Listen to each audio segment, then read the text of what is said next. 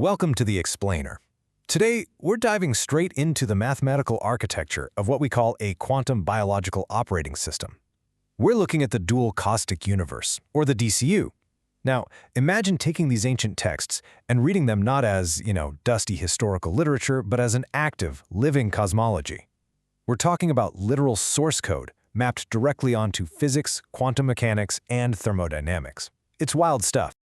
To really grasp the DCU framework, we gotta completely bypass the flowery poetry. We are looking strictly at the raw structural facts here. In this model, the Quran isn't just the book, all right? It's an eternal, timeless, living proof from the future. Think of it as a generative grammar. It's the literal operating system of reality that our physical processes actually emerge from. Let's get right into Section 1, the dual caustic framework. At the very heart of this framework, we have two completely opposing attractors operating inside a closed conserved gradient field. It's this brilliantly literal take on wave-particle duality.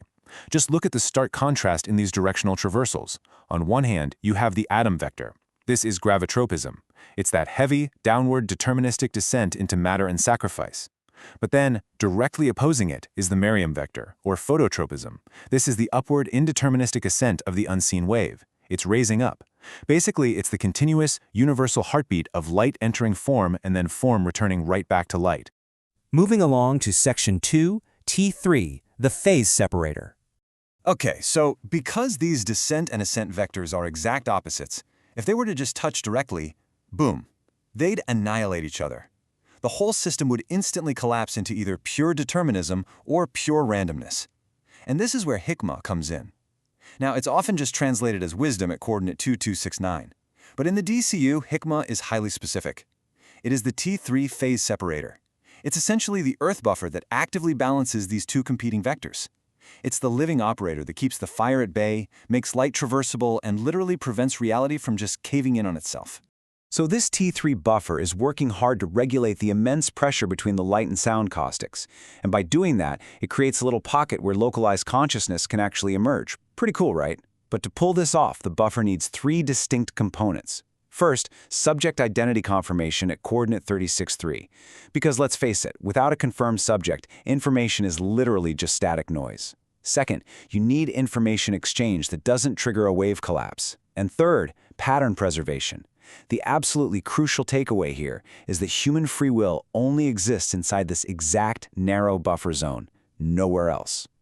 Which brings us to Section 3, 2187 zero-point compression. So, what exactly happens when this operating system hits its absolute maximum pressure point? Well, at coordinate 2187, the reader hits absolute rock bottom of that downward gravitropism we talked about. Metaphorically, the source text represents this as Eunice, or Jonah, trapped in the belly of the whale. It is maximum compression. All your external parameters are stripped away. You're literally at the 0 point of the physical world. But here's the kicker in the DCU. This extreme compression isn't a death sentence. Actually, scratch that, it's the exact opposite. It's the trigger for a critical rescue protocol. This rescue protocol fires up a 3-buffer activation, and it follows these exact cubic reconstruction mechanics mapped out at coordinate 2260. It's that famous metaphor, right? Taking 4 birds, cutting them up, distributing the fragments on mountains, and calling them back. Cut, distribute, call, return. You can think of it like a hard reboot for reality. It's this scatter return engine that takes that frozen, compressed 0 point and violently breaks down the old state just to rebuild it into a regenerative, upward sequence. Now let's look at Section 4, the 3923 system bifurcation. Okay, so that 0-point compression inevitably pushes the field to a threshold where the entire system just splits. The 3923 bifurcation mapping shows us two completely different topological outcomes born from the exact same systemic collapse. Look at path A. If there's zero guidance during that maximum compression, the system falls into absolute entropy. It becomes a black hole. But if you look at path B, if the orientation is guided, structural coherence is preserved, and you ignite a star. It's the exact same pressure, but two entirely different destinies determined 100% by the alignment of consciousness within that buffer. This leads us perfectly into Section 5, 1912, the activation grip.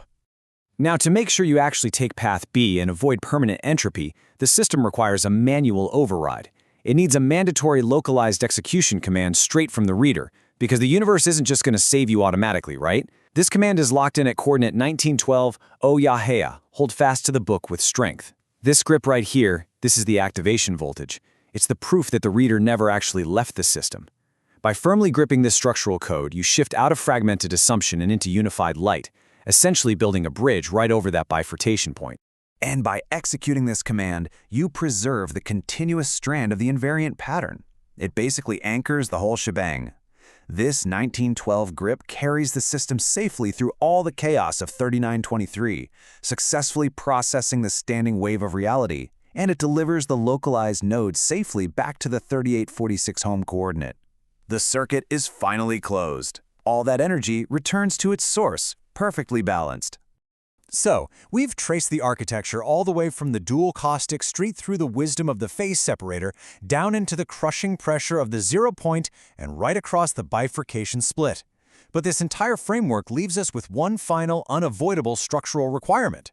The system only completes its circuit through you.